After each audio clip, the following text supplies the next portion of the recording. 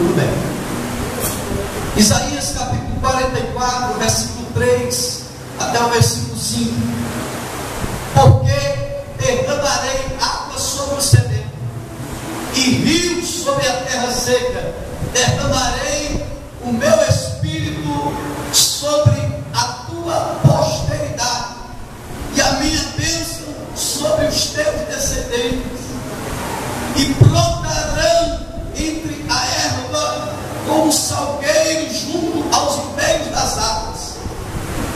Este dirá: eu sou do Senhor, e aquele se chamará do nome de Jacó, e aquele outro escreverá com a mão: eu sou do Senhor, e por sobrenome tomará o nome de Israel.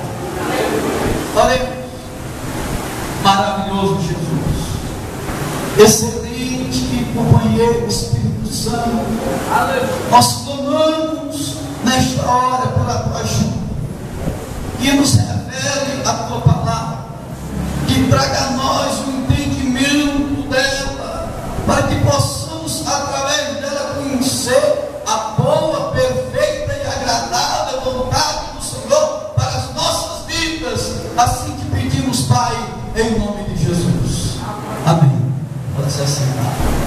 Glória a Deus. Esse texto por si só, meu irmão, ainda que não usássemos de qualquer instrumento para interpretação, ele por si só, ele já fala, já nos traz a alusão de uma grande promessa de Deus para nossas vidas missionárias. Fala de o desejo de Deus em trazer um avivamento para a sua igreja, para o seu povo. Meu irmão, muitos foram os avivamentos que a igreja viveu em diferentes lugares, em diferentes épocas. E eu estou certo, meu irmão, que Deus ainda está disposto a derramar um grande avivamento sobre a sua igreja. Aleluia! Ao ponto que levante homens e mulheres, jovens e crianças, idosos, aleluia, para experimentar uma graça inovadora, de um poder sobrenatural no marco do seu Espírito, e em seu nome proclamar o seu reino e fazer notório o evangelho de Cristo. Eu estou certo disso. Eu estou certo disso, que o Senhor ele está disposto, meu irmão, a trazer um avivamento para as nossas vidas. Agora resta saber se nós desejamos este avivamento.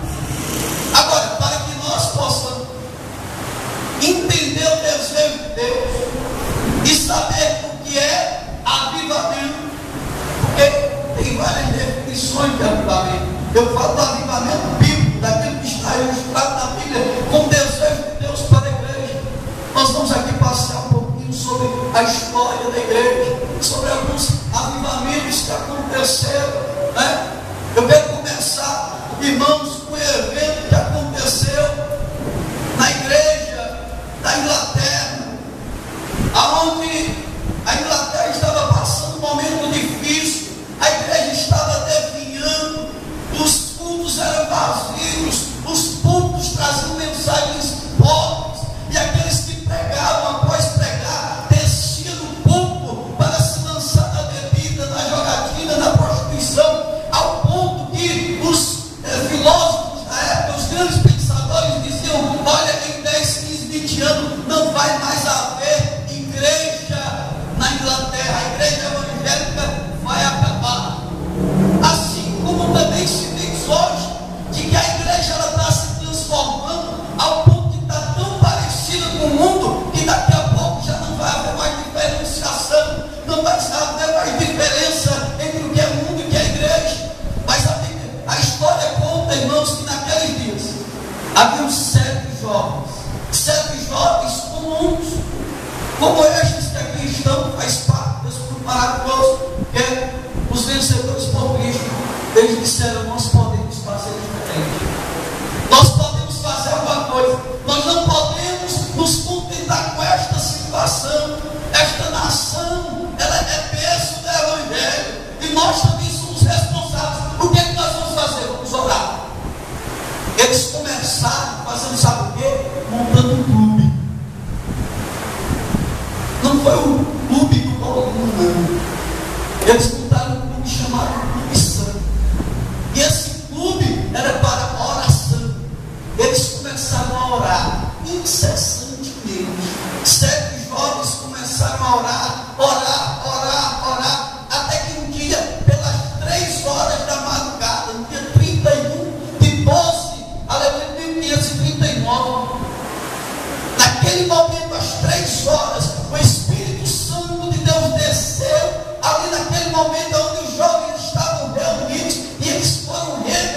revestido de um poder extraordinário de Deus. E quando eles saíram dali, eles começaram a pregar com ousadia, e houve um grande avivamento na Inglaterra, a partir da oração deles e do revestimento que agora Deus trouxe sobre suas vidas. Eles avivaram uma nação.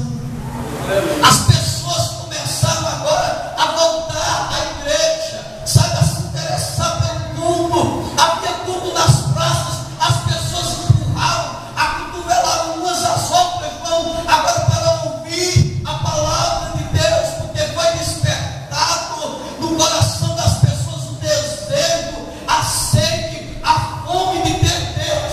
Avivamento é isso, é um povo, é uma nação, é uma sociedade, é uma igreja cheia de fome e de sede de Deus. Aleluia. Veja, foi isso o que aconteceu. Aconteceu a partir de 7 jovens que começaram a orar.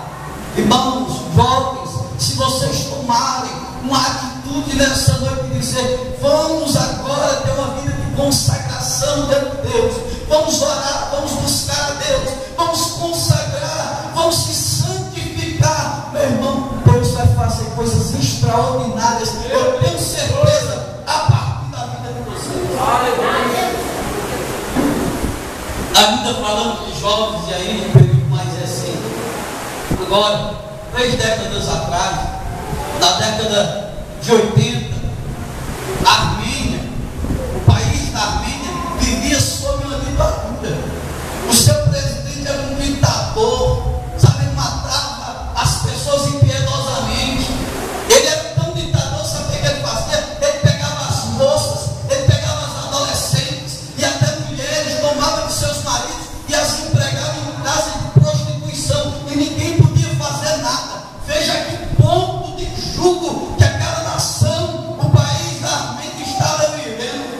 Era terrível. Aí o pastor começou a pregar contra o Estado, dizer que estava errado. Ele afrontou, e aí teve um dia à noite que a polícia secreta rodeou a casa do pastor para matá-lo. Quando as pessoas souberam que agora o pastor ia ser morto, teve um jovem batista, assim como um desses aqui. Ele teve iniciativa, ele pegou um pacote de velas, ele foi na frente da casa do pastor, se colocou diante daqueles guardas e acendeu aquelas velas. Daqui a pouco outros jovens vieram e eles fizeram um cordão em volta daquela casa, e o jovem distribuiu a cada uma vela acesa. Aleluia. E quando aqueles soldados viram a atitude daquele jovem se colocando num barreiro humana para proteger o seu pastor, eles dispararam, eles começaram a atirar. Um tiro estourou a perna do moço, estourou a perna e começou alvoroço. Os policiais, eles recuaram por um momento, veio uma ambulância, levou aquele jovem para o hospital. Quando chega lá, estão fazendo a sutura na sua perna, ele sofrendo com muita dor. Uma pessoa diz assim: você levou um tiro, você vai ficar agora defeituoso dessa perna, você não se arrepende? Ele disse: eu posso até ter levado um tiro, mas eu tive o privilégio de acender a primeira vela. Eu tive iniciativa. Aleluia. Precisamos, irmãos, nos dias de hoje, de jovens audaciosos, aleluia, que não se importem, mas que avancem contra a cidade do inimigo e sejam capazes de aprender, de acender a primeira vela e de incentivar a outra. A história conta que, vindo a atitude dele, uma moça agora começa a gritar, sabe, com os pulmões em praça pública, e ela dizia: Deus existe, Deus existe. Ela gritava pelas praças: Deus existe, daquela nação que estava debaixo do jugo do Estado, e veio uma jovem correndo e dizendo: Deus existe. As pessoas começaram a acreditar, e começaram a gritar também: Deus existe. Se Deus existe, há esperança. Se Deus existe, podemos ter fé que amanhã a coisa vai ser melhor. E em 10 dias, a partir daquele jovem, a partir daquela moça, na capital daquele país, se reuniu 100 mil pessoas sob a liderança daquele pastor. O governo caiu e a nação foi salva. A partir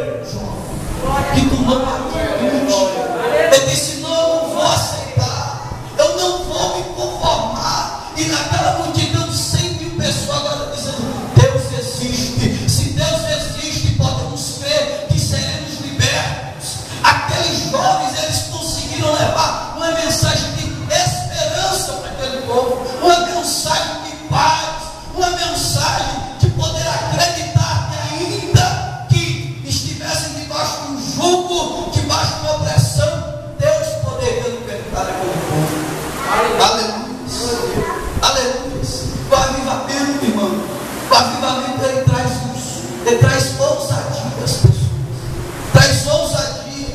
E o avivamento é, antes de mais nada, uma promessa de Deus para a igreja. É uma promessa. O avivamento não é algo que a gente pode decidir aqui, não é algo que é decidido em consigo, em uma reunião ministerial, que diga assim: irmãos, a partir de agora nós vamos fazer um avivamento na igreja. Por quê? Porque o avivamento é uma obra de Deus, o avivamento é uma obra do Espírito Santo, o avivamento nasce lá no trono de Deus. O que nós podemos é desejar o avivamento, mas nós não podemos fazer, porque ele é obra exclusivamente do Espírito Santo. Mas nós temos, irmãos, que buscar, nós temos que clamar, nós temos que pedir, nós temos que fazer tudo para que ele possa trazer até nós este avivamento. Agora tem uma coisa: as promessas de Deus, elas não caem. Se é uma promessa de Deus, ninguém pode impedir que aconteça. Então a gente pode clamar, a gente pode pedir, a gente pode, olha, orar dia e noite e dizer: Deus, traz o avivamento, traz. Por muito tempo, Satanás quis impedir o avivamento da igreja. Começou lá, olha, em Roma, matando os apóstolos, matando os discípulos.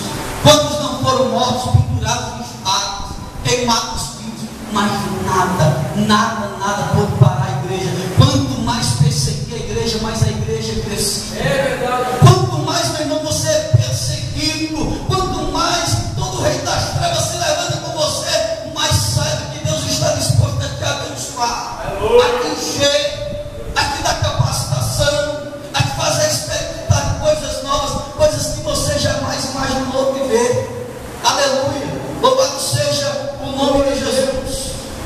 Jogaram o nosso irmão a fornalha ardente, e aí quem foi parou? Não pode parar, porque é promessa de Deus. Ninguém pode deter, ninguém pode deter de mim. Houve uma rainha que ela subiu para o trono da Inglaterra, depois do seu irmão do seu morro, o rei, com 16 anos morreu. Ele deixou o trono para sua irmã, Maria Tudor. E Maria Tudor é chamada na história de Maria Sanguinária. Maria Sanguinária, porque a primeira coisa que ela fez foi querer parar a igreja. Ela pegou os 3 líderes da igreja e os matou e pendurou para que todo mundo visse. Ela queria deixar claro que era contra a igreja. Ela começou a perseguir os cristãos, matou milhares. E aí os irmãos, que foi que fizeram? Para eles não morrer, eles fugiram. Eles saíram, eles foram para a Alemanha, foram para a Holanda, eles foram para outros países em volta da Inglaterra. 5 anos depois, Maria Tudor morre, pela providência de Deus, porque não há quem se levante contra a igreja e possa subsistir. Não há quem se levante contra a igreja e possa subsistir. Ela morre e agora sua irmã mais nova toma conta do trono, Elizabeth ou Isabel. E a primeira coisa que ela faz, o primeiro ato como rainha, é decretar o retorno dos fugitivos, o retorno dos exilados, porque ela era crente, porque ela acreditava em Deus. Ela disse: olha, que todos eles voltam, e eles voltaram agora mais fortes. Aleluia, porque Deus faz isso. Ele faz, irmãos, que a gente possa renascer das cinzas. Agora, uma coisa interessante é o seguinte: que Maria Tudor queria acabar com a igreja. Ela fez com que os irmãos saíssem da Inglaterra e fugissem. Só que ela não estava entendendo o que estava acontecendo. Ela estava comandando uma grande comissão missionária. Porque o que foi que ela fez? Ela espalhou os crentes. E por onde os crentes passaram, abriram igrejas, fizeram notória a denominação. Ela achou que estava acabando com a igreja. A igreja estava crescendo. Porque quando eles saíram do seu país de origem e foram para outros países, eles não ficaram calados, eles ficaram pregando o evangelho, e a igreja cresceu assustadoramente. Cresceu mais e mais. Irmão, Satanás, quando ele pensa que está derrotando, ele está perdendo. Quando ele se acha esperto, quando ele diz assim: olha, agora eu venci. De maneira nenhuma. Deus usa a própria estratégia do diabo contra ele e para favorecer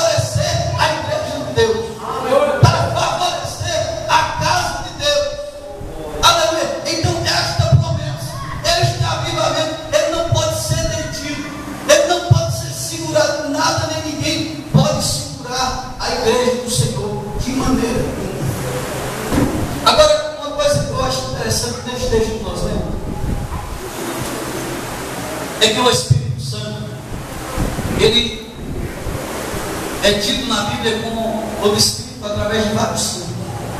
Azeite, que mais? Bomba, fogo, vento, tudo isso simboliza o Espírito Santo, não é verdade? Mas aqui o Senhor, ele diz o quê? Ele diz: derramarei torrentes de água. Torrentes de água, ou seja, muita água. Água, meu irmão, água na Bíblia traz o sentido de quê? De vida. Vida. Porque se tudo para ter vida precisa ter água. Você pode ter, olha, o melhor plantio, a melhor terra, mas se não tiver água, não tem vida. Você pode ter a melhor semente, mas se não tiver água, não tem vida. A água que dá vida a todas as coisas. Nós poderíamos ter aqui, irmãos, olha, o melhor tempo mais suposo, o melhor microfone, o melhor aparelho de som. Poderíamos utilizar, olha aqui, cadeiras de ouro. Poderíamos ter um ar-condicionado amplo aqui para atender as pessoas. Mas se nós não tivermos em nós a vida do Espírito Santo, seremos com uma lata vazia batendo aqui e não vai produzir vida nas pessoas. Não vai produzir vida nas pessoas. Nós precisamos ter este revestimento, esta graça, esse poder, esta unção do Espírito Santo em nós. Paulo, lá em Efésios, capítulo 3, versículo 19, é numa oração.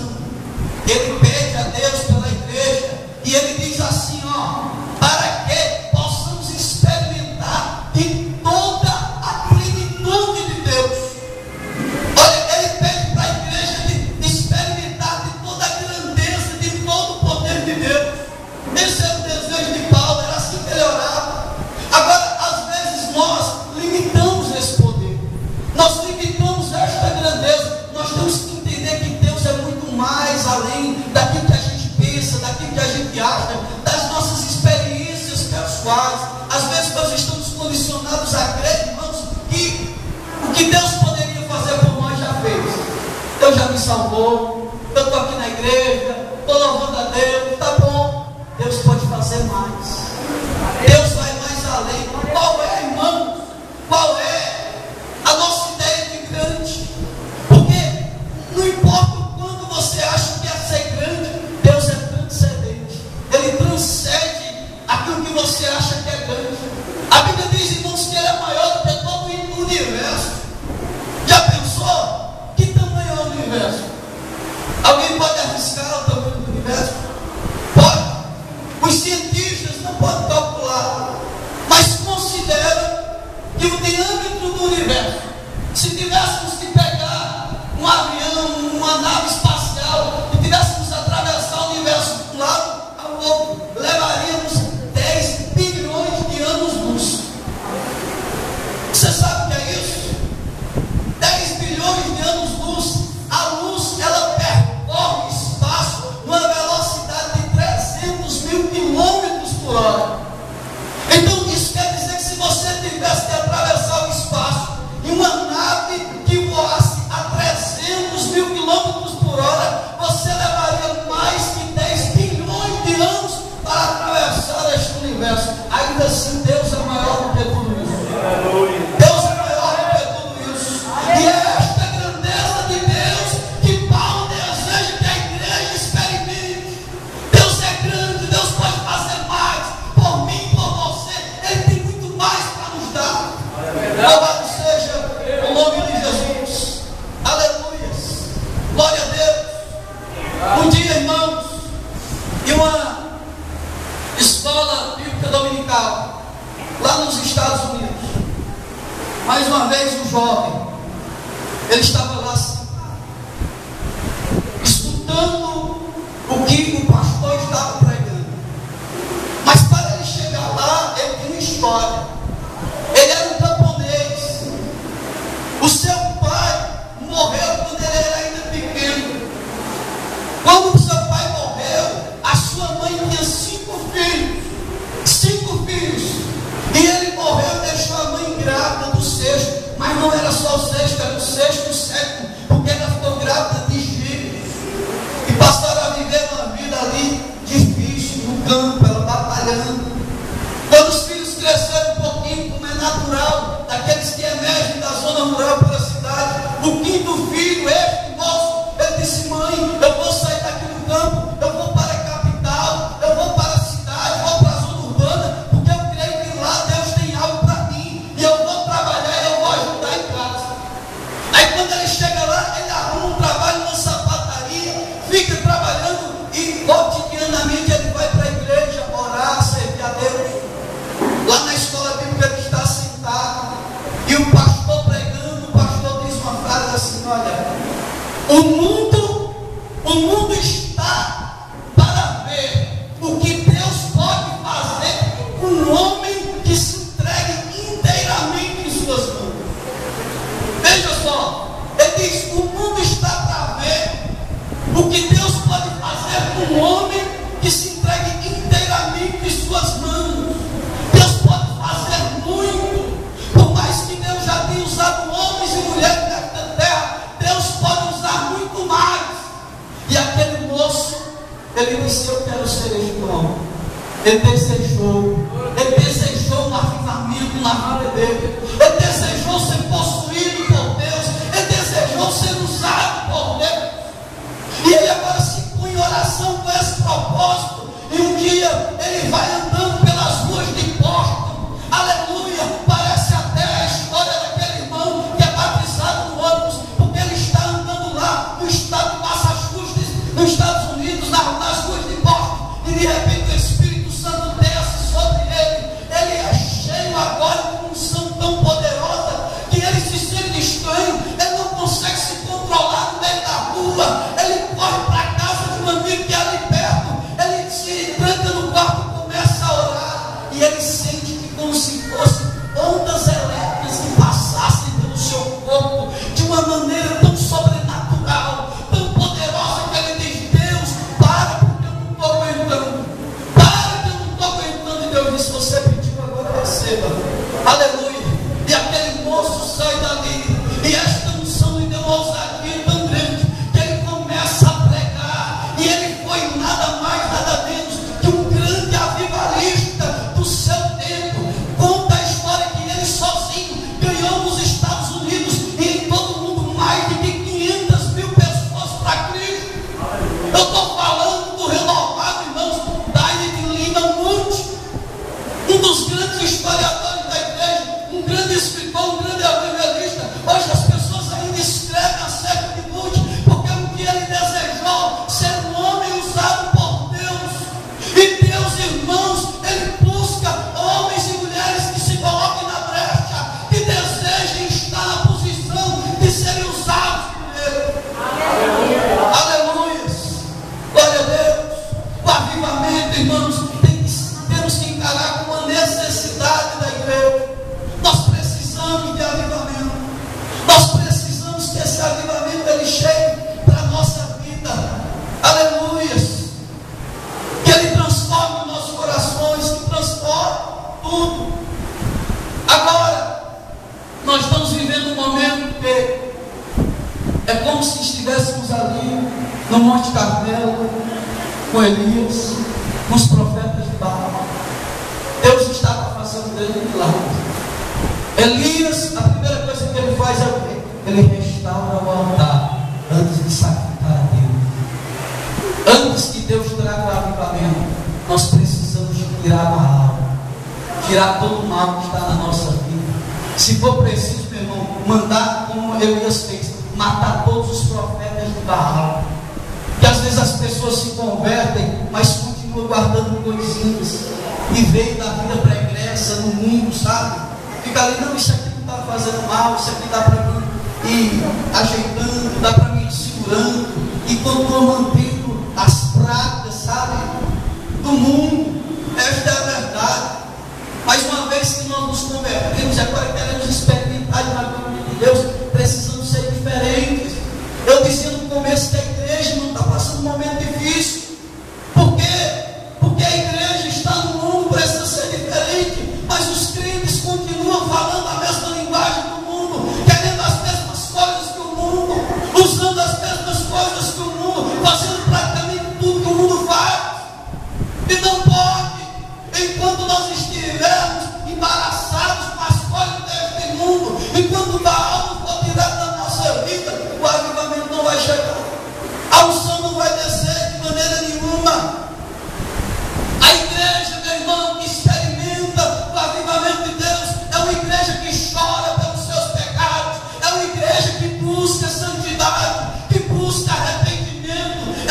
igreja, meu irmão, que as pessoas não buscam a Deus por aquilo que Ele pode fazer por elas, mas por aquilo que Ele é. Que é santo, é poderoso. As pessoas demonstram sinceridade na adoração, arrependimento nas suas orações. Aleluia. Louvado seja Deus. Precisamos fazer uma limpeza na nossa vida.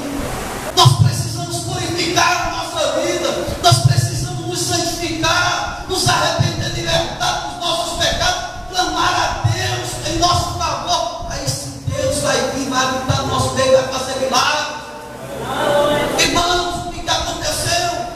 Por que os profetas, olha, os discípulos de Jesus, os apóstolos, eles fazem milagres grandiosos?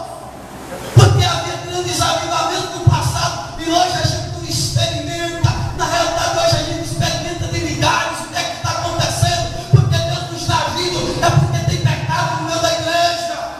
É porque a igreja, como toda a igreja de Cristo, precisa passar por uma transformação.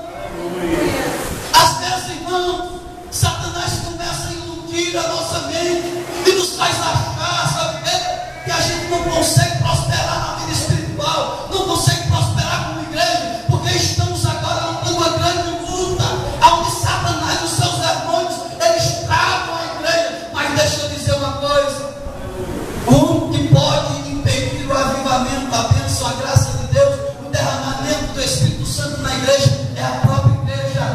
O maior inimigo de nós somos nós mesmos, porque estando nós na posição de Deus, quem é Satanás para nos impedir? Ainda que se juntem os governos espirituais ou não, que Satanás de todo inferno se levante, meu irmão, não pode fazer nada contra a nossa vida, porque Deus vai estar conosco. Se Deus é por nós, quem será contra nós? Ninguém. Se Deus está conosco, Satanás não pode nos impedir. Agora resta saber se Deus está conosco ou não, se nós estamos nos purificando, nos limpando para que Ele venha estar conosco. Ele disse: o meu povo, que se chama pelo meu nome, se humilhar e orar, se converter os seus maus caminhos, eu os ouvirei dos céus e sararei a sua terra, eu estarei com eles. Aleluia. Irmãos, se nós nos colocarmos na posição, o Senhor vai estar conosco. Nada pode impedir a igreja de Deus, não. De maneira nenhuma. De maneira nenhuma. Agora, o que nós temos visto, nós conversamos essa semana na reunião dos pastores, é que tem muita celebração, mas pouco arrependimento. Muito ajuntamento de pessoas, junto alegria, mas pouco quebrantamento na presença de Deus. É muito barulho e pouca vida com Deus. E Deus espera mais de nós. Aí Deus espera mais de nós. Que a igreja ore, que a igreja busque a Deus, que a igreja chore aos pés do Senhor, que a igreja clame a Deus pelos seus pecados, para que possa experimentar agora as correntes das águas de Deus, para que os nossos erros não venham impedir as bênçãos do Senhor. Porque o que é que nos faz separação entre nós e Deus, se não for os nossos pecados? Nós precisamos, irmão, nós precisamos nos despertar para uma vida melhor com Deus. Se o meu povo que se chama pelo meu nome se humilhar e orar, o segredo é esse: é se humilhar e orar. O avivamento é uma promessa, é uma necessidade da igreja, mas tem que ser fruto de um clamor da igreja. A igreja tem que desejar e tem que orar, pedir a Deus, clamar a Deus. Clamar como Ele diz: derramarei água sobre o sedento e torrentes de água sobre a terra seca. Imagina você andar aí, se você for agora, pegar um carro, uma moto e sair em direção ao sertão. Depois que você passar isso, ali aquele meu irmão, você vai ver o que é coisa triste. A terra se rachando. A única coisa que tem que ver, sabe o que é? É Mandacaru. E olhe lá, os fazendeiros vêm e cortam para dar pro gado, porque não tem pago. A terra, meu irmão, está seca. Se você derramar um pouco de água, vai chupar. Está sedenta, precisando, necessitando. E ali não tem vida.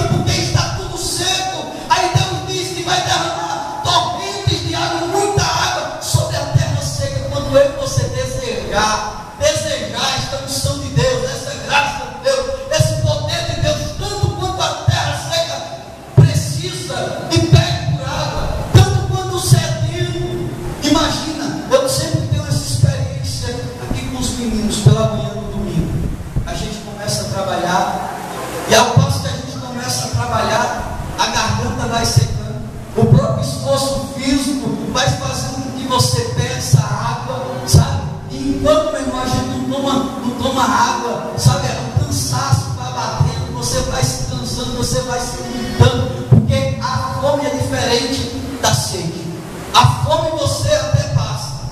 Quando você está com fome, às vezes dá uma dor no estômago, ela até ronca, mas você vai tapeando por ali, por acolá, e você passa o dia. Agora a água não é. A água, você com sede vai tirando suas forças, vai acabando, porque água é vida. Aonde não tem água, não tem vida. E quando você começa a sentir sede, quer dizer, o seu corpo está morrendo, e para você retornar o seu vigor, precisa se abastecer e tomar água. Tomar água, nós precisamos desejar. O salmista ele entendeu isso. Davi diz assim como a costa suspira pelas correntes das águas, assim suspira a minha alma. Assim como a costa deseja chegar até ali nas correntes das águas e saciar a sua sede, assim deseja eu, Senhor, que nós possamos desejar Ele assim também, desejar assim também, e orar, e pedir a Deus, e clamar a Deus, sabe? Agora, a questão é, a igreja não está sendo ensinada desta forma. Você liga a TV, liga o rádio, você abre o jornal, as igrejas estão aí usando suas mídias para quê? Deus vai te dar um carro, vai dar uma fazenda, vai dar um emprego bom, vai fazer você de assalariado, um empregador. Está sendo pregado simplesmente que as pessoas tomem posse das bênçãos de Deus, que exijam de Deus, que cobrem de Deus, que coloquem Deus diante da parede, de ganhando direito com Deus. Mas as pessoas não estão sendo ensinadas a se humilhar diante de Deus e dizer: Deus, eu preciso, antes de qualquer coisa, eu preciso do Senhor, e orar, e pedir, e clamar.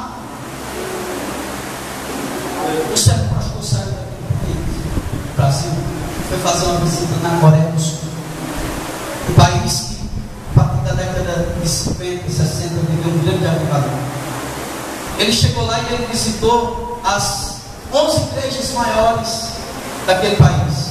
Ele foi em uma que é mediana de 5 mil crentes, foi outra de 50 mil, outra de 80 mil, outra de 200 mil, até chegar na última que é de igreja de 750 mil crentes. Esta igreja, ela tem 4 reuniões de oração. 4 reuniões de oração por dia. Começa às 4 horas da manhã, das 4 às 5, das 5 às 6, das 6 às 7, das 7 às 8. Ele chegou lá de manhãzinha, tudo escuro, um frio danado, os guardas coordenando o estacionamento enorme da igreja. Ele entra na igreja e ele vê lá uma multidão de pessoas se preparando para orar. O pastor, uma igreja de 750 mil pessoas, ele tem 700 pastores auxiliares em cima do púlpito. Estavam todos ali, fora os demais obreiros, estavam espalhados pelo púlpito, e de repente eles abrem a boca e começam a orar. O pastor disse que foi a maior experiência que ele teve na vida, porque aquele povo todo orando, parecia que o céu tinha se aberto e Deus estava ali passeando, meu Deus. Eles estavam orando e muita coisa transcorreu cidade do pastor.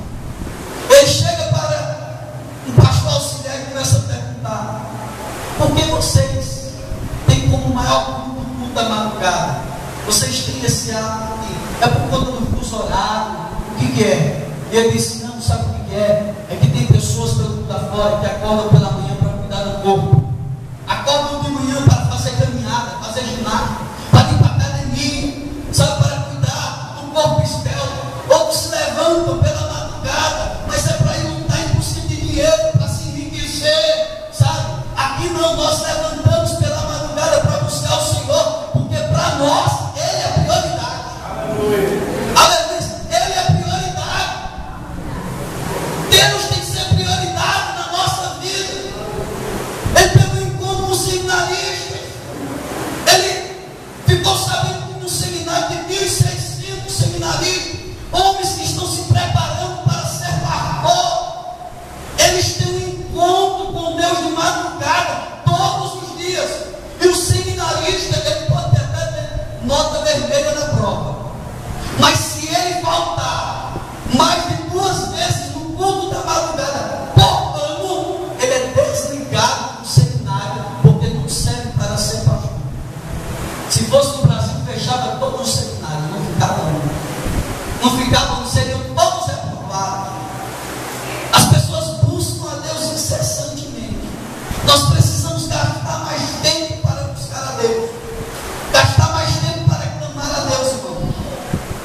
em nome de Jesus.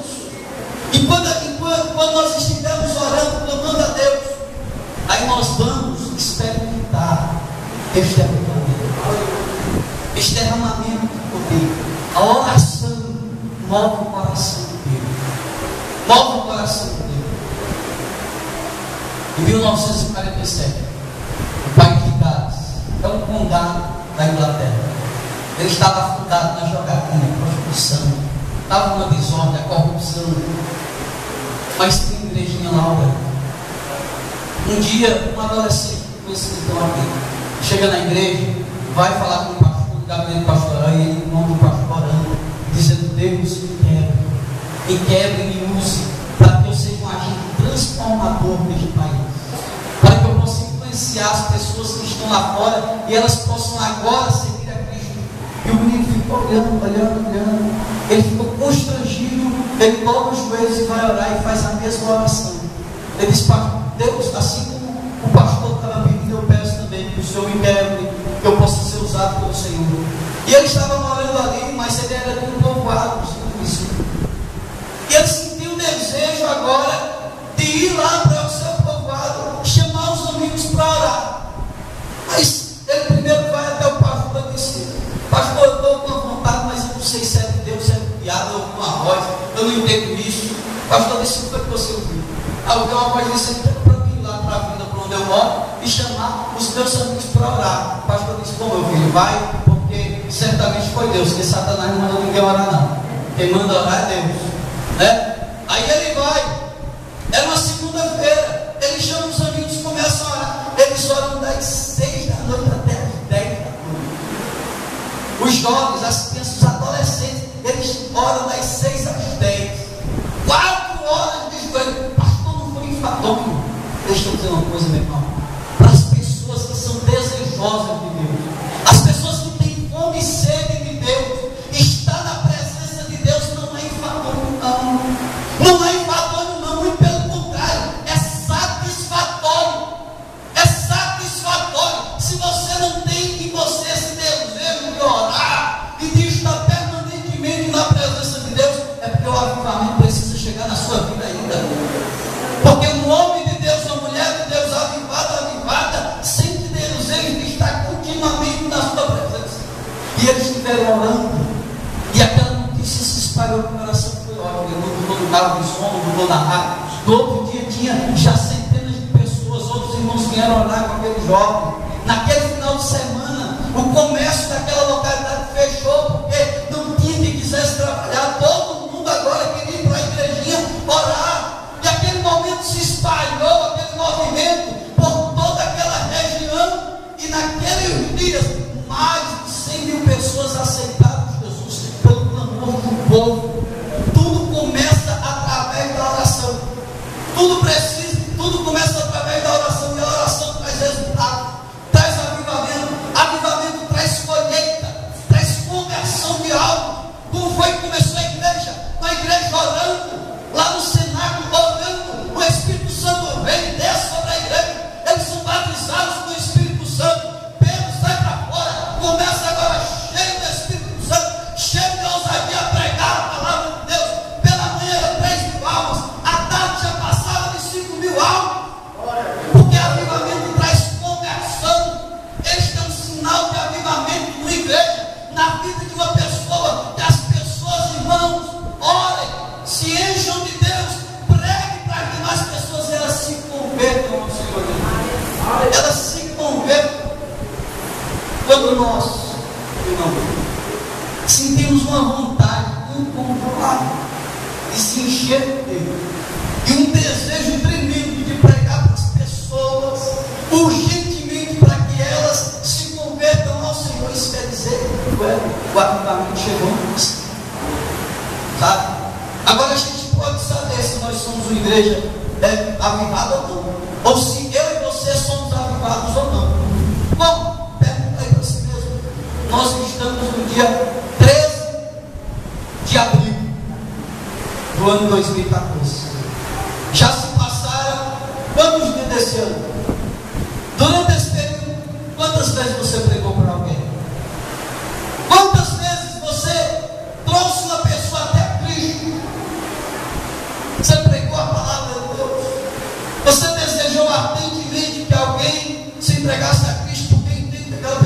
correndo risco de vida.